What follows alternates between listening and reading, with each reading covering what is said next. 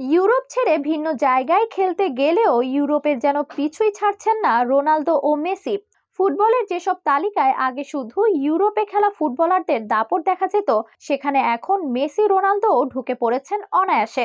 FIFA প্রোর 2024 বিশ্ব একাদশের সংক্ষিপ্ত তালিকায় জায়গা হয়েছে দুজনেরই। 26 জনের তালিকায় ইউরোপের বাইরেরও কেবল এ দুজনই। 2023 সালের জুনে পিএসজি ছেড়ে ইন্টার মায়ামিতে যোগ দেন মেসি। তারও আগে জানুয়ারিতে ম্যান ইউকে বিদায় বলে CR7 যান সৌদি ক্লাব আল নাসরে। ইউরোপ ছাড়ার পর অনেকেরই ধারণা ছিল এ দুজন হয়তো ফুটবলের বড় পুরস্কারগুলোর তালিকায় আর জায়গা পাবেন না। নিজেদের সেরা সময় পেছনে ফেলে আসা এবং বয়সের বিষয়টি বিবেচনায় নিলে ভাবনাটা একেবারে অযৌক্তিক ছিল না। তবে সেসব ভাবনাকে মিথ্যা প্রমাণ করে এখনো বৈশ্বিক পুরস্কারগুলোর তালিকায় জায়গা করে নিচ্ছেন এ দুজন।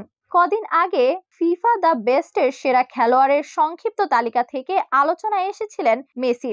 আর এবার ফিফা প্রোর বর্ষসেরা একাদশের তালিকায় জায়গা পেয়েছেন মেসি রোনালদো দুজনেই। ফিফা প্রোকে আলাদা গুরুত্ব দেওয়া হয় এর ভোটিং পদ্ধতির কারণে।